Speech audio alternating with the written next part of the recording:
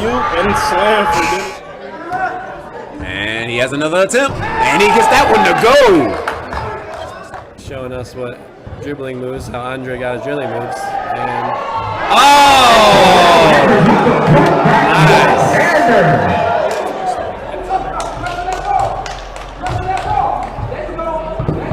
Sims takes it, drives it, lays it, and good over Chad White. But they get the ball back for a second opportunity.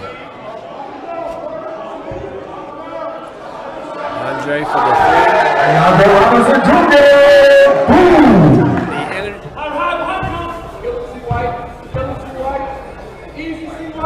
Oh, good mid-range jumper. Knocked away. Kwani with the ball. Oh, another block by. This is a little shot. Comer pushing ball. Pulls up, shoots a three. Shoot that one from deep. He'll miss that one though. Chris Green off to the races. He has Trey Johnson, and you know what's happening here. And he lobs and dunks it down. Do allow those drives. Mark kicks out and Martavius Laster with the drive. Easy and money. Laster gets all. Sullivan drives. And blocked. And Keyshawn Williams gets the rebound and finishes. Shot from Cochise, and it's good. And Rodney Jackson. Mosby gets the ball. Nice move. Spin. Wow. Let's keep the ball. Pass it in to Mook Lawrence. With the fader. And it's good. And he gets the steal, and he wants that dunk.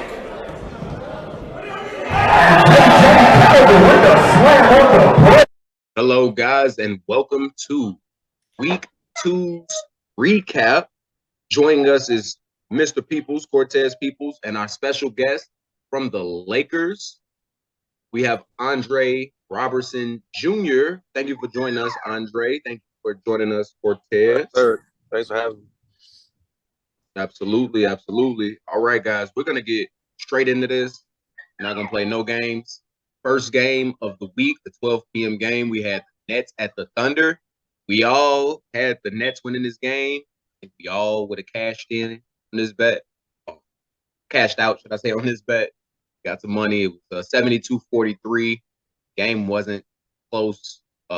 First half, 34-20. Second half was 38-3. When you're getting in those high 30s each half, it's really hard to beat a team like that unless you just outscore them. Mr. Peoples, tell us how you feel that this game could have been spared or saved for the Thunder. Yeah, like how could they have done anything?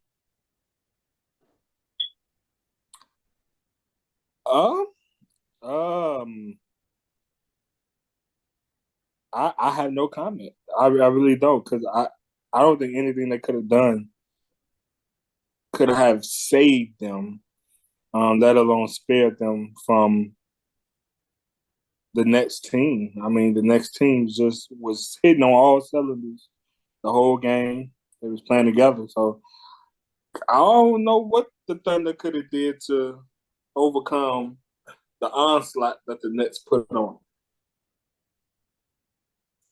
Yeah, Andre, what you got? How do you feel about this game in general? Do you think the Thunder had a legitimate chance to compete? I always feel like any team has a chance to compete on any given night. But do you think that this team counts?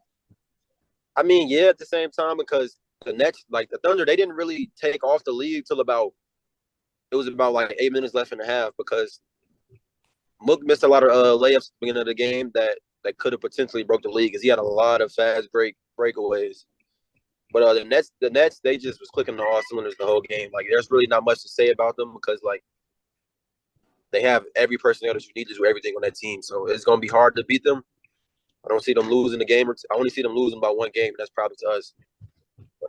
But yeah, I don't really see much that Thunder could have did to like come out on top of that game. Yeah, me looking at it myself, I did PA for this game. The Nets were having. That's one thing I did see. They were all smiles. They were all in good moods. Everybody was like kind of laughing around. It wasn't in like a mocking fashion. I just think that they wanted to come out and compete and have fun, like playing together. It wasn't like somebody say, "Oh, this is the team we can beat. I'm going for 30.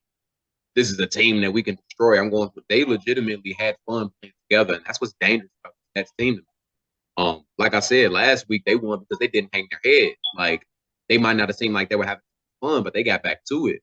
Sammy Hines missed 2 dunks, but his teammates messing with him, laughing. You know what I'm saying? He didn't care because he had a good game, even if the numbers might not have been there for him, but he was in the right spots at the right times, got a lot of tip ins, forced a lot of pickups. Like there's things in the stat sheet that the Nets do that probably didn't show there. Dennis Koger with the 17 points, 5 steals. He had 4 steals in the first half.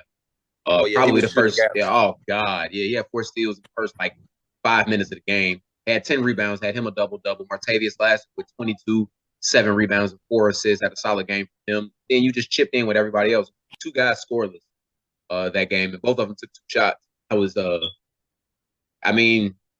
It was just I like the overall nature of the Nets team. Now, to answer the question that I asked people, the Thunder, the rebounding, like not giving them second chance opportunities. It's hard to win a game. You take 47 shots and the other team takes 66. Like it's just really hard to win a game that happens. Like they have to rebound and secure possession. This would have been a closer game. They have guys that can ball in the basket if they find them in their spots. The Brayshawn Thomas, CJ Link, like those guys are easily can put the ball in the basket. Even Ahmad Smith at times, solid shooter. They may have been able to compete, but I don't think they were in their headspace. I think that's just the score shows. And that's pretty much all I got. Oh my God. I just don't listen. They are the poor, and I'm about to say this, but they are the poor man's version of the Miami Heat last year. So I need you to elaborate on that because the people. Well, last year this year they don't got Terrell Hendricks, so I can't really say that they was just so bad because when they had Terrell. So I mean I ain't gonna disrespect Terrell like that, but we've seen these first 2 games of the season, of their season. I mean they played two decent opponents, the Celtics, and then they played the Nets. But you can see early on that they just not playing together the way that they should be with the team that they have gathered together. And also with the Nets, keep in mind, they still missing one more player that no one is talking about. His name is Troy Louis. He hasn't even stepped on the floor yet. Troy Louis. If he's the Troy Louis that I know, no, Troy. I have nothing to say about Troy. Another animal. Yeah, and that's a guy that's a big guard right there. That's a guy that doesn't even care about giving you 30, 40. He just plays basketball and loves what he does. Real laid back guy too. So I think he fits that Nets team for sure. We're gonna go to the next game, Grizzlies and Celtics. Final score of this game was 75-65. Struggled in the first half. The Grizzlies did. Lost the first half 31-38. Then lost the second half 37-34. Picked it up a little bit. We didn't slow Celtics down. Dre, I'm going to give you the floor first on this. How do you think this game went? Did it go the way you played? Who were you impressed with? Just give me your feedback. I had the Celtics coming in and winning, but as far as like game, I feel like the Grizzlies could have won. Chad had a great game again. He started off kind of slow, but he picked up as the game went on. But first, I got to start with Sean because his energy is very contagious with his team. Like he likes to see others do well, and they feed off that. And Phil had a great game too on the boards and scoring, so they're gonna be pretty hard to beat when they're playing like that. Yeah, I agree as well. Mr. Peoples, how do you feel about this game, the performance individually, together as a team? What could how do you feel about both of these teams 2 games in? I mean, I'm gonna piggyback what Dre just said. I mean, Vashawn, he almost led the team yesterday as far as energy wise, and making sure everybody was on their stuff. You know, K-Vox did what he do, and other than that, I mean, they just played together. I mean, they just showed, you know, that they're going to be a solid team this year. And the Grizzlies, we got nothing from Wally Watson. Where is Wally? I'm trying to find where he is because he was absent yesterday. And that really hurt the Grizzlies yesterday because he was invisible. He had a 0 field goal percentage. He went 0 from 4 from 3. He went 0 from 2 from the free throw line. So he couldn't shoot free throws yesterday either. He went 0 for 7 for 0 points. But yeah, 1 assist and one foul. So at least, and one, what is that, turnover? A turnover and a steal. So at least he made it into the scorebook. So being on the Grizzlies, I'm gonna give my complete unbiased. When I looked at this game, I watched this game like 3 or 4 times. Very hard person. I personally think that we kind of messed up a little bit starting out in zone against the team that was well-oiled machine. Vashawn Sims, we didn't do a good job of not letting him get to the middle of the floor because when he gets to he loves the middle and he can finish either hand, left, or right. But no matter what side he likes to get to the middle and he's able to see the floor where he wants and create that overloaded mismatch. So he had 8 assists this game. Mm-hmm. Yeah, he had 8 assists. So he got what he wanted to get. No, he had 6 assists. Sorry, 18.6 assists, 8 rebounds, 2 steals. Vashawn said he might not have shot as good as he wanted to, 6-15, but the confidence he had on those jump shots, him being aggressive in general, allowed them to play to the game they wanted. He's a high energy guy, very competitive, very good for this team. You put him on any team, he'll bring the best out in everybody. It's just contagious, you gotta say. Love playing against him. Yeah, the Grizzlies, Wally Watson can't go 0 for 7, 0 for 4, 0 for 2. Yeah. But I would still like to see more out of Antonio, man. He did have 5 rebounds, 4 assists. He plays. He did all right. I want to see some more, man. I want to see some more out of Antonio. I would love to see more out of Antonio, but if I'm being total, this wasn't the game. This was Phil Andretti's. Phil Andretti's game for sure. Yeah, this was Andretti's game. I'm a big fan of Andretti. I'm a huge Andretti. Me and Chad literally say this all the time. Like, this guy is like a machine. I called him the battery. That was my nickname because his energy is through the roof to be his size and his hustle. I remember it was one possession where he got his rebound 3 times finally after getting it blocked, tipped, and his nose for the ball, ridiculous. But yeah, the failures on the Grizzlies, and I can't even. The White brothers need more help. They need more help. We have to be real. 28 points for Chris White, 11 for 20 shooting. I won't talk too long. This is my team, but White brothers need more help. We need to have intensity on defense and more intensity and getting back, transition, stopping fast. It can't be just 1 or 2 guys doing it. It has to be everybody on board. Then when we add the new players that are coming in for week 3 with the New Jersey returns, we can't forget about that, guys. Marshall's return. You got the guys from Heat that are coming back. So it's these teams are going to be looking a little new and revamped after the first 2 games. So it's almost like week 1 all over again in week 3. So we'll see what it comes to. The Grizzlies didn't do a really good job of slowing down inside. And second chance points ruined it. So we'll go to the next game. This game I was not here for. Had some business to take care of, but it's the Bucks and the Bulls. I believe we had the Bulls winning this game. We didn't think that they would have the same game they had last time. It was 63-60. It was tie game at the half, but the Bucks pulled away with 3 more points than the Bulls, 27 in the second half, winning 60. Bucks winning 63-60. Sorry about that. I said we see more from Seth Johnson and Nick Crow, but Benny Munoz not having the game as well. 4 for 13 from the field with 13 points. Not the typical game. 2 for 7 for 3. Seth Johnson had a solid game. 7 for 14, 6 rebounds. I'd like to see more rebounds, but Nick Crow with a double-double, 4 for 9 from the field, 11 and 11. Did a pretty good job. Bulls had 18 fouls. Now that I'm looking at this, they probably were in foul trouble. Bucks made 10 free throws. Bulls didn't shoot too bad for the free throw line. 9 for 13, almost 70%. The Bucks shot 10 for 24. They had 24 free throws. They could have blew this if they make that. That's how well of a balanced game it looks like. Mm-hmm. And when I'm looking at the stat board, 13 points for Evan Johnson, 10 points for Chris Anderson.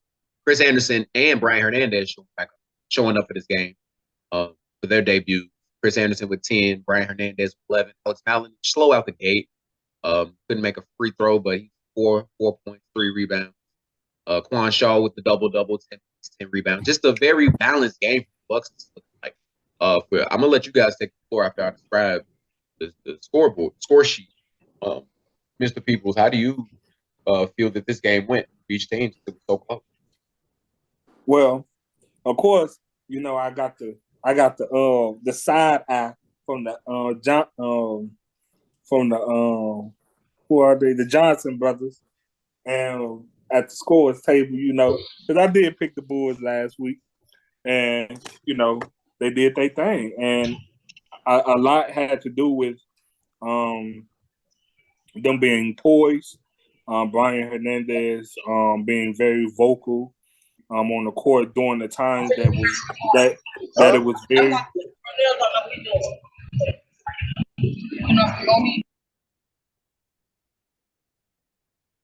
during the time that it was very much needed. But my guy is Chris Anderson. Chris Anderson came in and did some work last night. 10 points, 5 rebounds. My guy Brian Hernandez, Alex Malinich, even though he only put in 4 points, just his presence down there made a difference. Quan, he didn't have 24 like he had last week, but he had 10 and 10, so he had a double-double. So he still put in some work. The Bulls, it's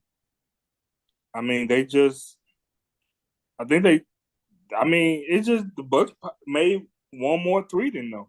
Or one more 2 in a free throw. But anyway, I just feel like they kind of went away from what they were doing as far as moving the basketball.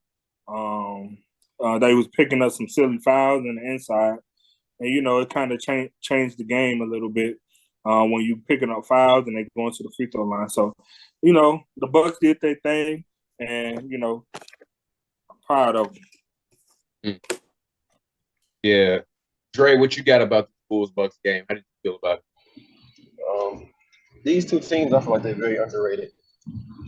But the biggest thing looking at the stat sheet was probably the Bucks free throws. They shot 10. Yeah, I couldn't stop looking at it. Yeah, that's real bad. I mean, 0 for 4 from Alex and Brian really shot a free throws, really. With 6, he shot the most. Oh, Quan Shaw shot 8. He went 4 for 8. But I just feel like they made free throws and they start off a little stronger from three-point line and they put this game way earlier. But it's very rare Bobby hits 1-3. That's super rare. So I think the Bulls team still have a lot of more improvement to do. When the Bucks adding Brian, that just made the guard play just way more dangerous. He can drive and kick. Pick and roll, get to the rim, get to the free throw line. He scored all 3 levels. Like, that was a big pickup. But I think the Bucks surprised a lot of more people, like especially playing like teams like the Warriors or the Spurs. They'll steal a game or 2 from the top 4 for sure. I agree that they put them away if they. I mean, the 3-point shots, you know, it is what it is. Those are tough. Some teams are hot some nights. Evan Johnson shot pretty good. 37% for three as a total is not bad. If you tell me he can take 8, make 3 of them, I don't think that's bad. Because if he makes one more, he's 50. So not a bad shot. And way to pick it up from the last game. Struggle all 9. He had, I think, 1 for 9 it was, or 1 for 7. I don't want to make anything up, but he picked it up from that. I believe it was motivation possibly from the last podcast. Glad that people are tuning in, kind of locking into that game. This is beautiful to see Bucks come out on top of this game, especially after last week. Didn't expect them to play the way they did. This balanced performance is beautiful to see. Especially, I want to see Patrick Allen. That's the guy I want to see. Because Patrick Allen, he can definitely drive. The guy could definitely drive. That's no pun intended. The guy gets the best. We'll go to the next game. Wasn't here for this. Came at the very end of this game. I'll break down just the stats quickly, and then I'll let you guys get it. The most surprising thing entire game is the Warriors scored 7 total points in the first half to the Magic. Now, I'm going to be honest. If a team scores 7 points in the half, I feel like another team, 19 is not enough to put them away. That's just not enough. That's 12. That's a 12 points. Is it? I want to say, yeah, that's just not enough. Mm-hmm. And then the best part is that the Warriors scored 52 points in the second. 52 points in the second. Absolutely crazy. 32 points for the Magic in the second half was not enough. They beat them by 20 and a half. That's the thing. To beat them by 8, 59-51, which is a relatively low scoring game. Score 52 and a half is ridiculous. Billy Baptist 9 for 15, 19 points and 8 rebounds. Then you have Casey Garrison, didn't have a bad game, 11 points, 3 rebounds. But outside of those two, you got Marcus Pope with 7 rebounds. 36 rebounds total for this Magic team. They out-rebounded the Warriors by 20. Warriors had 16 total rebounds. Trail Tidwell with 6 to lead them.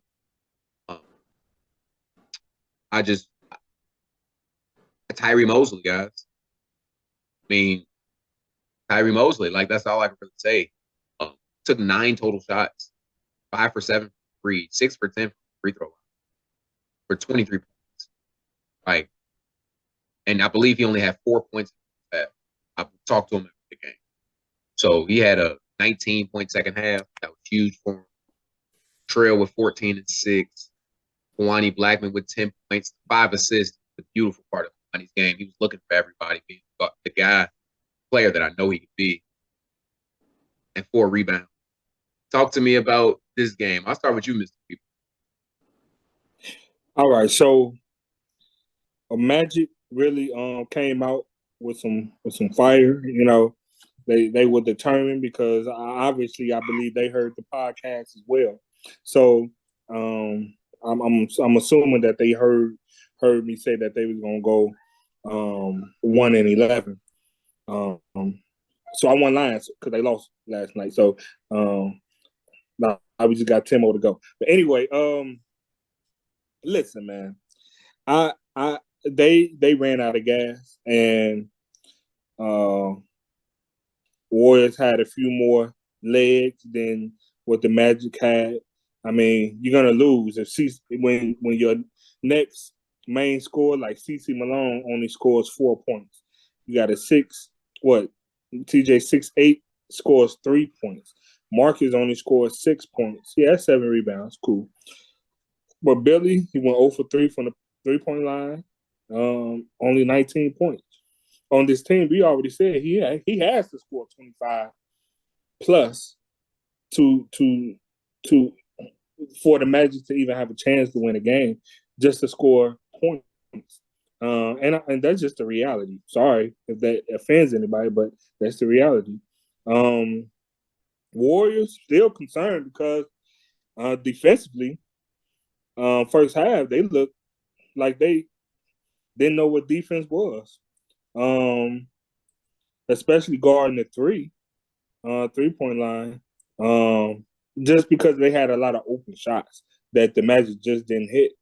Tyree Mosley had 23. That's expected. The Trail had a great second half. That's what put them over the top. The Trail, I think he went on a 6-7-0 run by himself.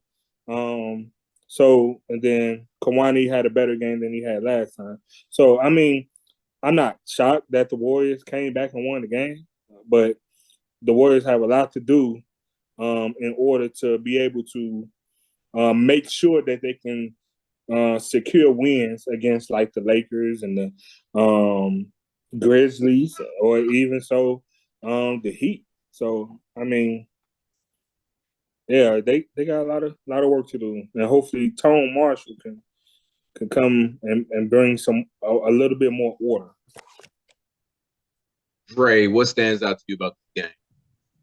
The first half was really, really crazy. I mean, I feel like 7 points and a half. That's like unacceptable from the Warriors with all the weapons on their team. And I feel like if the Magic they played great defense. Their energy was crazy the first half on defense, but I feel like if the Warriors, they have to get way better, because they play another team that can score better than the Magic and play defense like that, they're going to really be rattled by that. But as far as the second half, it was the Tyrese show. He had like 21, 19 and one half. And then KB, even though KB had 10 and 5, I think he was like the MVP of this game. I mean, he completely took Billy out the game in the second half. Yeah, defensively, I like. Defensively, his intensity was contagious, and Trail did a few things in the second half that stood out as well. But I feel like when this team gets Tone Marshall, that I don't think nobody in the league will beat them except for the Lakers or the Nets. As you gotta say. Yeah, of course. But I just feel like, yeah, they should utilize Zoe's defense a little bit more, because he definitely came in to play good defense, but I see he sat a lot in the second half. But yeah, so I do want to say something. Okay, go ahead. I do want to say something about that. So I'm a fan of Alon and his defense, but he kind of gets in early foul trouble. That gets head a lot. And that's what I believe. I wasn't here for it. Like I said, I talked to Tyree after the game, and he kind of broke down like what was like with his team, and Zoe picked up 2 early fouls. And if I know anything about Zoe, especially we played him, he picked up 3 early, kind of in his head at that point. Doesn't really know like what adjustment to make defensively to like not pick up the fouls, but keep the same intensity, because it's like he has one gear defensively, and it's great, if he's not fouling. But Lonzo King can definitely impact the team if he's fouling. If he's not fouling, should I say? Sorry, son's screaming back. If he's not fouling, that's really all I got to say about King. You can continue. But yeah, I mean, I don't really have much to say, but I mean, as long as Tyree's playing like that, I know Tony will come in and kind of balance the offense out a little bit more as far as distributing the ball and getting to the rim and pick and roll with Trail. That's going to be a big thing to stop too. I know that's definitely going to happen. Oh, yeah. But from the Magic, I'm kind of concerned because I know it's probably Billy's last game there, and nobody else really scored. Right. That makes sense. Nobody else scored. TJ Wicks, I'm looking for a lot better to get his touches a little different. Defensively, TJ Wicks, I see the 4 blocks, leading the league in blocks. You're nothing easy at the rim. I think TJ's best asset is switch out in the pick and roll, like deep defensively. Like that stops a lot of the pick and roll happening. So don't be surprised TJ Wicks put his guard and Trail in the pick and roll. He's able to make Tone Marshall some things that he doesn't do. Not saying that he stops Marshall. If anybody, big man, is switching the pick and roll, I like TJ Wicks. Yeah, he definitely tries to guard on the perimeter out there. He does a pretty good job. Yeah, and it slides his feet so well to the side. I think that's another thing about the game too. He's so lengthy, but he has such guard skills. It's kind of hard to mix that big man guard because of his brain. And I think that mental aspect, he has to realize what he has and how to position. It just looks like he's playing point guard forward, like it's like a shooting guard forward position. I don't really know how to describe it, but he blocks shots and he defends. He like I don't really know. He's like a unicorn kind of. Like I don't know where to fit him in for him to be the most successful. I feel like he got to step up on offense a little bit more just because Billy's gone now. So I feel like him and KC and CC definitely have to be like a big piece in scoring the ball. I agree. All right. We're going to the next game, and this is when I'm going to let you talk about, Dre. I'm going to let you go first, but I'm going to break this down really quickly. I was here for this game. Lakers and the Heat in game of the week. First half, Heat lose 29-41. Then the Heat pick it up and win the second half 36-34. The 10-point win for the Lakers, 75-65. Terrell Hendricks, 21 points, 13 rebounds, 6 steals. That's the biggest. He was very intense. And he had 2 blocks, I believe. One of them was a nice one. He caught it in the middle of the area. I think he put it on the glass. He did it.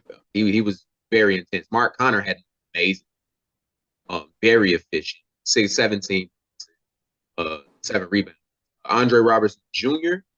You have 14 points, 6 shots, 2 for 3 from free, 2 for 6 from the free throw line. Got to get better there. But 4 assists as well. You did a really good job forcing turnovers. Did a really good job trying to just your energy in general to start the game. What I think gave the Lakers the advantage early on. The Heat only had 5 players as well.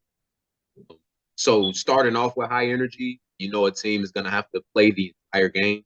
Is really good to kind of get the lead so you don't aren't fighting from behind. Give them any type of sense of hey, we have to get a victory here.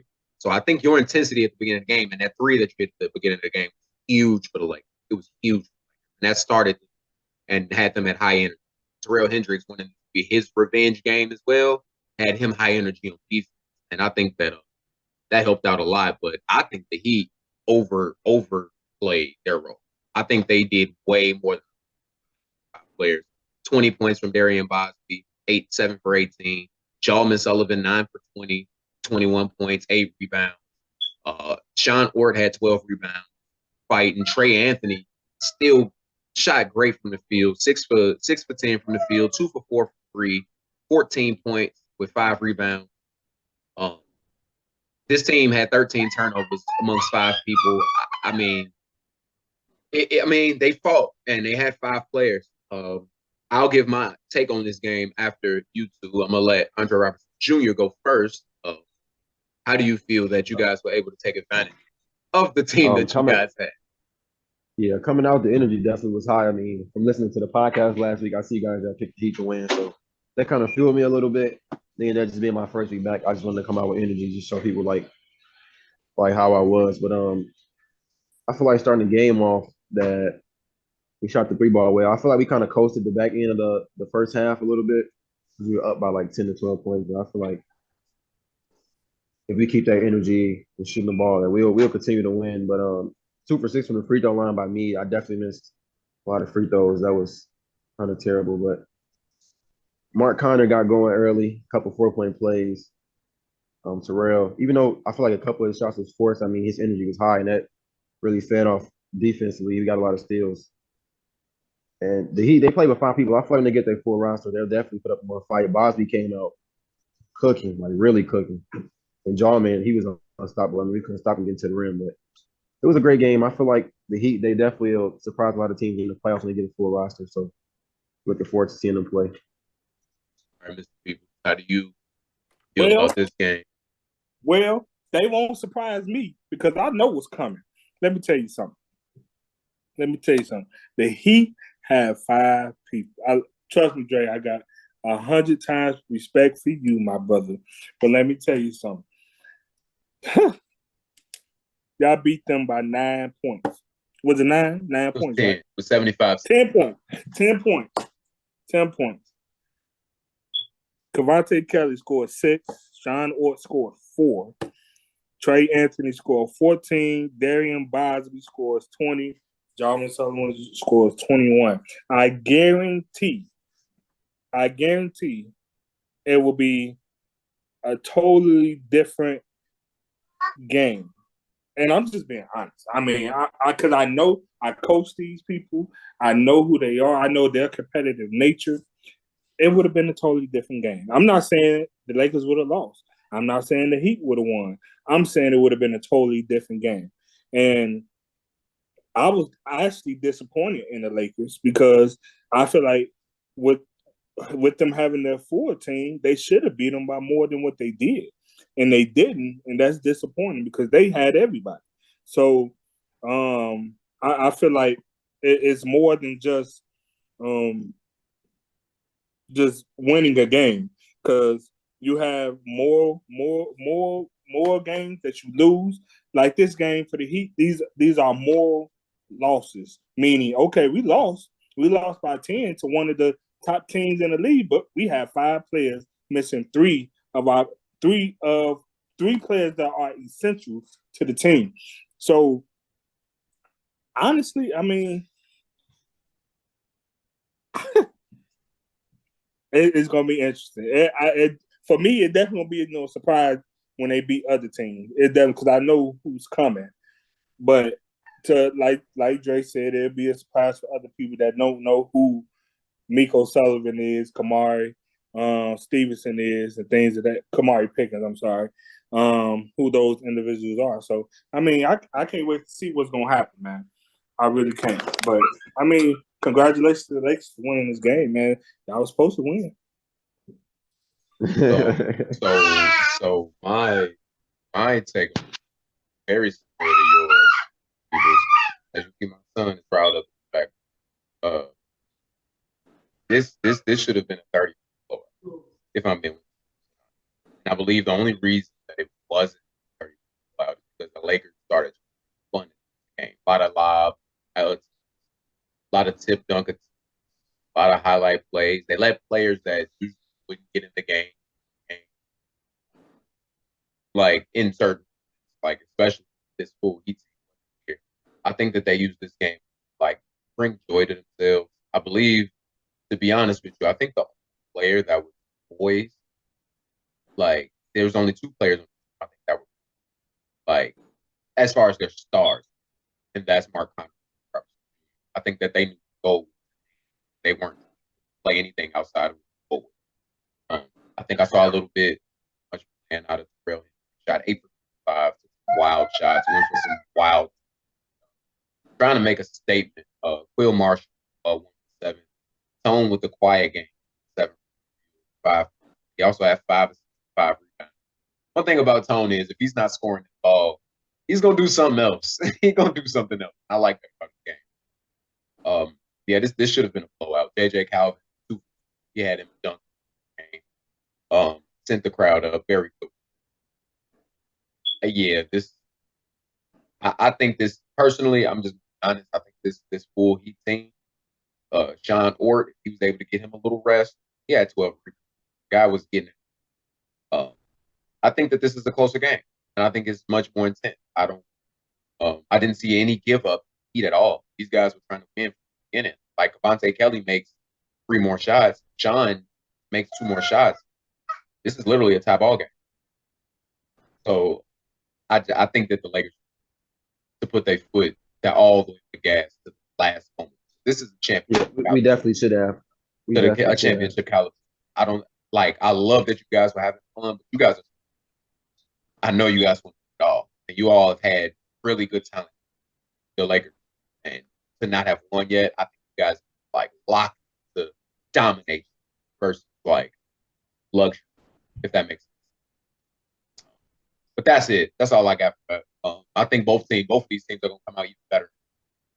All right, guys. Final game of the day was the Spurs and the Sixers. The breakdown at the half. The Spurs led by 12 at the half. Spurs won 47-35. And second half, they won 32-27. Final score being 79-62.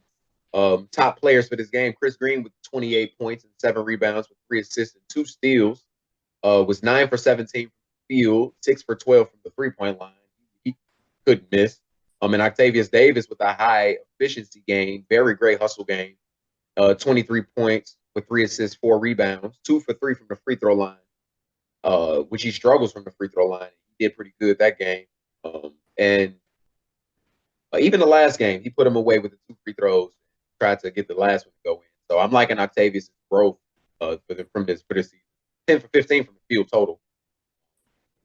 Outside of that, you had 8 from Trey, 6 from Micah, a 3 ball from Matt, 6 from Jeremy Davis. And for the Sixers, you had an outstanding, phenomenal game from Miles Bergens. 12 for 19 from the field, 1 for 1 from the three-point line, 1 for 1 from the free throw line, 26 points, 14 rebounds. Great game from him of being a primary ball scorer. Then you had Trey Speed and Jonathan Townsend follow up with 10. Not much help outside of those guys. We're going to start with you, Mr. Peoples. Cortez, tell me what you think about this Spurs-Sixers game. Did the Sixers have a chance? Sixers didn't have a chance. Period. Spurs their system is based on who's scoring at the moment. They're not based on, well, I'm a scorer, so I need to do this, I need to do that. No. The Spurs system, they play together. Whoever has the hot hand, Chris has the hot hand, Octavius was doing garbage work, they were putting in buckets. Because from my eyes, I didn't see any quote unquote jealousy from any of the other star players saying, well, they did this, but I wanted to do this. It was a bad game for Michael, bad game for Trey. But Michael had 8 rebounds. So he got down there and rebounded. He passed the ball. He had 6 assists. I mean, Jeremy had 21 last game, had 9 today. But I mean, he had some buckets at points of the game that were needed.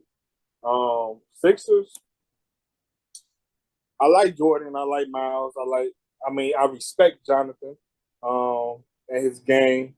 But outside of them, and you know, at times Trey Speed, they just don't have enough. And much respect for Casey Bobo. But even with Casey Bobo, I don't see them even having a chance to beat the Spurs. That's just my opinion. But the Spurs were just a more efficient team and a team that had been playing together for some time now. So they came up with the win. Ray, what you got? How you feel about this team? Or these teams, should I say? Well, starting off looking at the stat sheet, Miles definitely had little to none help. I mean, a double-double, 26 and 14, that's big. I feel like he'll be like a first league guy. And with the Spurs, I mean, it wasn't their best game, but Chris Green just came in and completely dominated. Even though he's not going to be there probably anymore for a couple weeks, I feel like the Spurs played this bad as a whole without Chris Green being there. They probably will lose this game. Actually, Chris Green is not there. I agree. I agree with that. I have a totally different view of this game. I'm not even gonna play devil's advocate. I'm gonna play the truth. I personally think that the Sixers could have won this game. I'm watching Miles Bergen literally do everything on the court. Like, he's passing the ball to teammates that are making shots. He's going down there rebounding at the top of the guards, and then he drops down. And then he only takes 1 3, but he gets whatever the defense takes whatever the defense was given to him, get into the basket. 12 for 19 from the field. Jonathan Townsend, 1 for 6 from 3. Trey Speed, 2 for 6 from 3. Donald Ellis, 0 for 4. Davion Lanphier, 0 for 2. I just don't see. I feel like Jordan Winfield had a 17-point game last night. 10. Yeah, they definitely shot any close to where they shot last week. This I think the Spurs lose the game. Chris Green I'm not even gonna say lose, because I don't think that makes up for the difference. I think it's a 17-point difference, 16-point difference on my screen, something like that. But is Chris Green saved this game? Chris Green absolutely saved this game. Absolutely, like you said. Chris Green came in and they put a monster performance together. Octavius Davis was the only person in double figures, let alone he had 23 outside of Chris Green. Your point guard, Michael Bradford, he's an elite guard. I've played with him and against guard. 0 for 10 from 3. That's not him at all. 3 for 13 from the field. That's not him at all. That's not him playing his game. I guess, maybe because of the lead that they had, he was chucking them up to see if he could get one to fall. But 6 points, 6 assists, 8 rebounds, not horrible off the ball. I think he still did other things to help his team win, and that was continue to rebound as well. But they out rebounded him by 4. It's not like it was a huge difference. 11 threes made for the Spurs, 4 for 25 from the Sixers. Spurs shot 38 threes. I think this is not the Spurs' best game. This is not the Spurs' best game. They scored 79. I think that Chris Green is the reason that they scored so much. 2 guys getting double figures like this in 20s. That's gonna make for what? Let's put it together. So 28 and 23. That's what, 51 from 2 guys. That's not. I don't know if that's gonna happen. Like, I don't know if that's gonna happen. 51 between 2 guys. That's tough. Yeah, because it probably come from somebody else. I don't think he's giving the other players on the Spurs enough credit. But no, I'm giving the system respect. Sure. I think that they played. Matt Cunningham is an amazing coach. No matter what team he's had, he's been able to put his pieces together and make something happen. And put people in the best position to be great. And I think that even when they weren't shooting their best ball, they still had 19 assists. You know what I'm saying? To show for it, and they weren't fouling. And Micah had 6 of those. Micah had 6 of them. Micah is an outstanding guard. He's an outstanding guard, like I said, but it's more so the scoring. This team was supposed to let Micah make at least 3 of those threes. That adds 9 points to this. Now they're scoring, 88 points. You know what I mean? Like, this could have been a 100-point game for the Spurs. Like, this was a lose. This game. It's so many holes in this game. But I believe that the Spurs game plan, them sticking to it and playing together, more so is what did it. But I still think that the game could have been lost had the Sixers had more help. The defense wasn't amazing for either side, if I'm being honest. So who the Spurs play last week? Spurs, trying to remember. They played the Warriors. No. Did they play the Warriors last week? No, it wasn't. They played the Warriors. Ock won with the game winning free throw. Yeah, they played the Warriors last week. Octavius hit the game winning free throw. Now, they didn't have Chris Green. They did not have Chris Green there, but that's when Jeremy Davis had it. They didn't have Chris Green. So is the Sixers better than the Warriors? No, but if the Sixers play how they played in week 1, I think they might have. They could make. They might have had a chance. But come on, y'all. It would have been a close. He said a closer game. I said a closer game. The Sixers team is not bad. They're not a bad team. They're not. They just didn't make shots.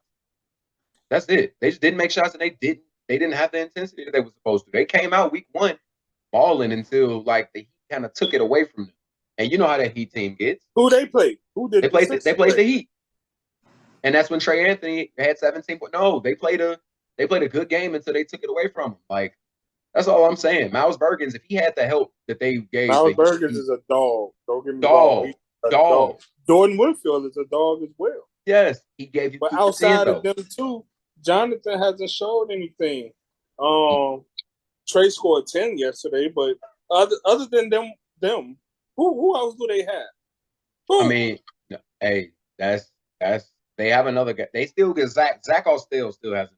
Who is that? You gonna get somebody mad. Who is that? Who is Zach that? Austell. He's their big guy. The same guy that scored 2 points the week prior. Hey, he's a shooter. That's all I have to say. That's somebody that can help Zach stretch. Austell, I'm calling you out because you didn't come yesterday. So hey, I'm calling you out, Zach. If they had the help they had week 1, it's a better game. That's all I want to say. It definitely be a better game. That's all I want to say. All I want to say. They had Zach Austell. They beat the Spurs. No, I'm saying if they play the game they play, they shoot better because they get more space. That's a fact. And you add KC there too. But listen, the Spurs added Chris Green. So we're saying. But he's only here for this game. I get that. I get that, but I'm saying even without Chris Green, they're gonna win games because they play together. They're in a system that makes them. Honestly, let me set the record straight. I'm not picking the Spurs to win the whole thing. Let me set the record straight, so I don't want nobody saying, "Well, you a Spurs lover." No, I'm not even picking them to win. But I respect them and their system and them playing together and the basketball players that they have on their team. Mike is not going to shoot 0 for 10 again. Trey Johnson not going to shoot 0 for 10. Well, he don't shoot many threes, but his field goal attempts gonna go up when Chris is not there. Hey, they can't help it if Chris making shots. No, and I'm not telling you that you're wrong. I'm telling you that the Spurs did what they had to do, and their system is definitely what kept them in the game. But regardless of if it kept them in the game or not, like I said, if they had the help that they got week 1, this is a totally different game from the Sixers. The Sixers did not perform to the ability that they did last week. They played better last week than this week. That's literally what it is. They're better than what they did. They're better than what they did this week. And that's all I'm trying to say. That's literally all I'm trying to say. That's it. I mean, and I love your point of view, and I like the fact that we have different points of view. And I'm playing devil's advocate, apparently. That's fine. You use my word now. Yeah.